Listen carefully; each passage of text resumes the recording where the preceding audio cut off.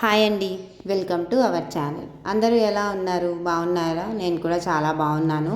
First of all Varalakshmi వ్రత శుభాకాంక్షలు ప్రతి ఒక్కరికి పేరు పేరున. ఈ ఫెస్టివల్ గురించి చాలా మందికి చాలా రకాల డౌట్స్ అయితే వస్తూ ఉంటాయి కదా. సో ఆ డౌట్స్ మొత్తం కూడా నేను ఈ వీడియోలో మీకు క్లియర్ చేస్తాను. ఫస్ట్ అయితే వరలక్ష్మి వ్రతం చేసేవారు ఏ ఏ నియమాలని ఆచరించాలో తెలుసుకుందాం. ఇప్పుడు నేను చెప్పేది మనం వ్రతం చేసుకున్న రోజు మాత్రమే ఆచరించవలసిన నియమాలన్నమాట.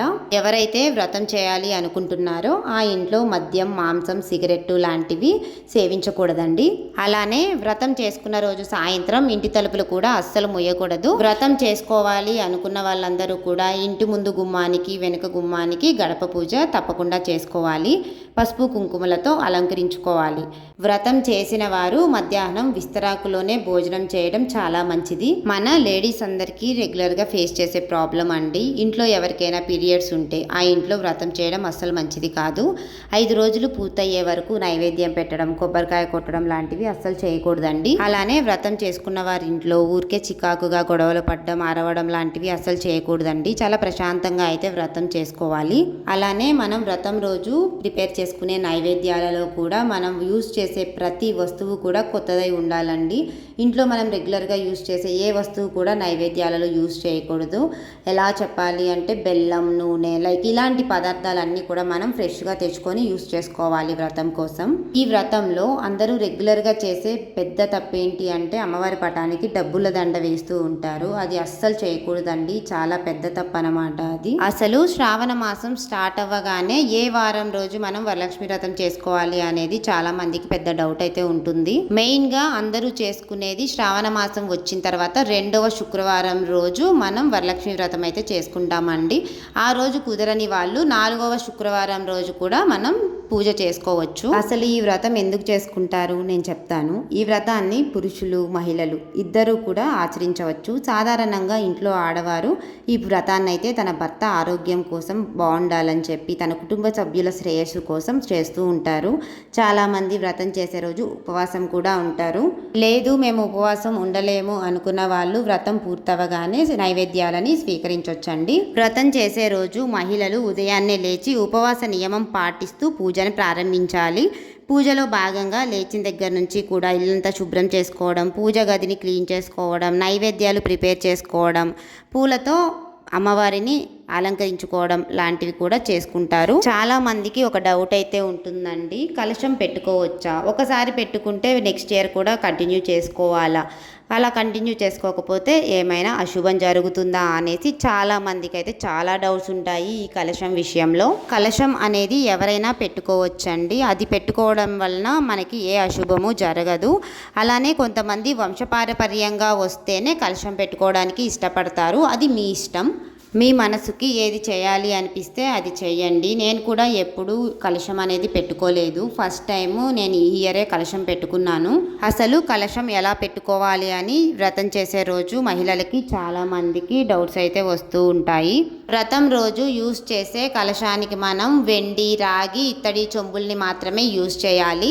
ఆ చెంబుకి కొంచెం పసుపు రాసుకొని బొట్లు పెట్టుకోవాలి. ఒక ప్లేట్లో బియ్యం పోసుకొని ఆ బియ్యంలో మాత్రమే కలశం పెట్టుకోవాలండి. కొంచెం వాటర్ కూడా పోసుకోవాలి ఆ చెంబులో.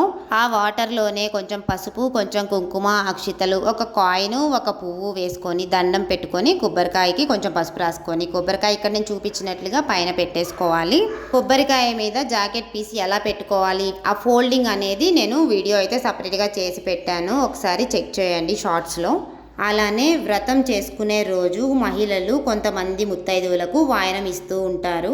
అది మన స్తోమతను బట్టి ఉంటుందండి. కొంతమంది జాకెట్ పీస్ ఇస్తారు, కొంతమంది అరటిపళ్ళు, తమలపాకులు ఇస్తూ ఉంటారు. ఏదైనా కూడా మన స్తోమతని బట్టి ఇచ్చుకోవచ్చండి. అసలు వాయనం ఇవ్వకపోయినా కూడా పర్వాలేదండి, కానీ ఇచ్చే స్తోమత ఉంటే మాత్రం తప్పకుండా వాయనం ఇవ్వండి. సిటీస్లో ఉండే మహిళలకి ఇంటి పక్కన ముత్తైదువులు ఎవరు ఉండకపోవచ్చు. అలాంటప్పుడు మనం మన దగ్గరలో ఉన్న ఒక టెంపుల్కి వెళ్ళి 5 వాయనాలు, 9 వాయనాలు, 11 వాయనాలు ఇలా కొంతమందికి అయితే వాయనం ఇచ్చుకోవచ్చు. అలానే ముత్తైదువులకి వాయనం ఎలా ఇవ్వాలి, కలశం ఎలా పెట్టుకోవాలి అనేది లింక్స్ అయితే నేను డిస్క్రిప్షన్లో ప్రొవైడ్ చేస్తానండి. ఎవరికైనా డౌట్స్ ఉంటే ఒకసారి డిస్క్రిప్షన్లోకి వెళ్ళి లింక్స్ ఓపెన్ చేసి వీడియోస్ చూసేయండి. కొంతమందికి కలశం ఎలా తీయాలి అనేది కూడా చాలా మందికి డౌట్ ఉంది.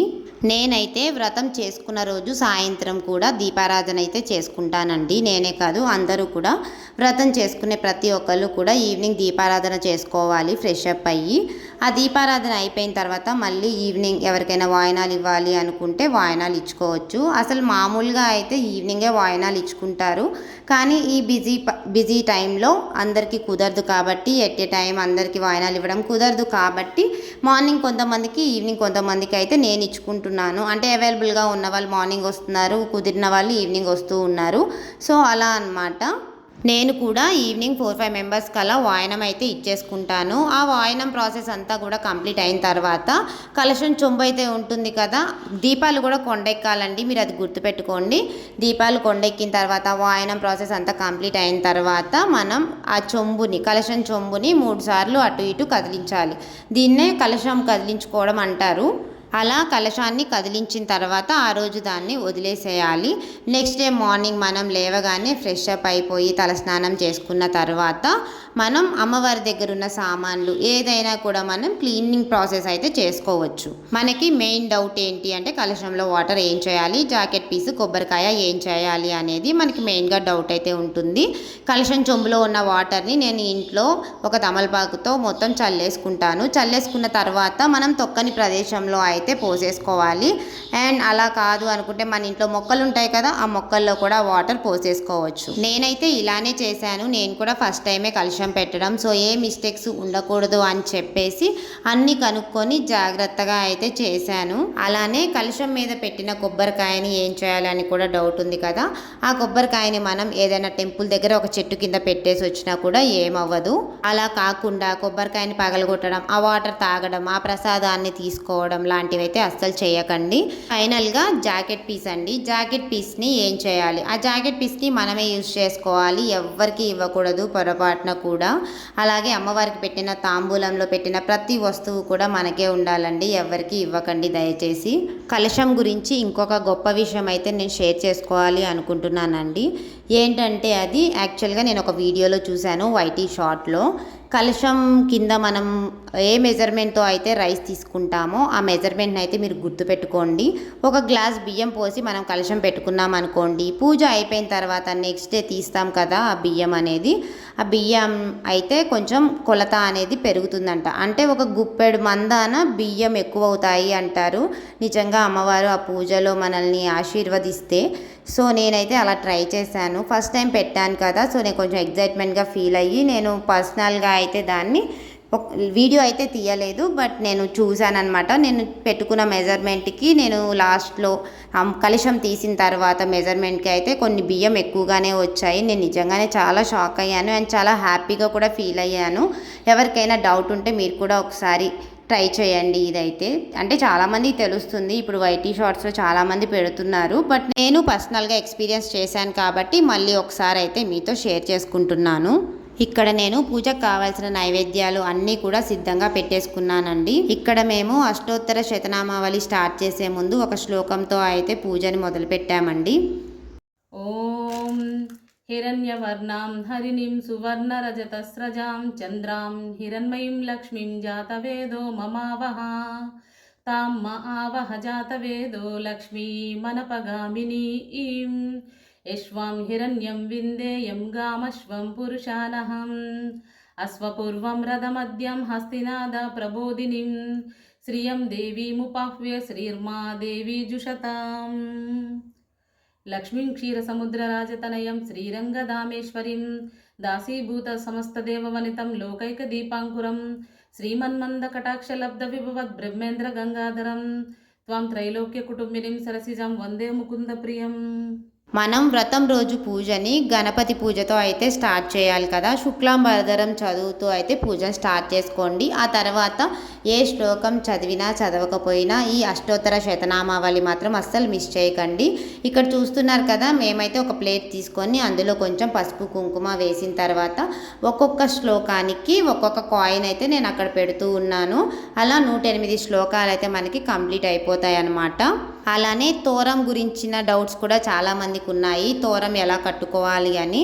యాక్చువల్గా మనం అన్నీ సిద్ధం చేసుకున్న తర్వాత 9 పోగులతో తెల్లదారం తీసుకొని దానికి పసుపు రాసుకొని 9 పూలైతే కట్టుకోవాలంటారు. 9 పూలు కట్టుకోకపోయినా కూడా ముడులు ఉంటాయి కదా, ముళ్ళు వేయాలి. 9 ముడులు వేసి ఒక ఫ్లవర్నైనా కట్టుకొని మనం చేతికైతే కట్టుకోవాలి. అది చాలా పవిత్రంగా తీసుకోవాలండి. ఎందుకు అంటే దాని పూజ అయిపోయిన తర్వాత ఎక్కడ పడితే అక్కడ వేయడం అలాంటివి కూడా చేయకూడదు. ఎక్కడైనా పారే నీళ్ళల్లో కానీ ఎవరు తొక్కని ప్రదేశంలో మాత్రమే ఆ తోరాలను కూడా మనం వదిలేయాలన్నమాట.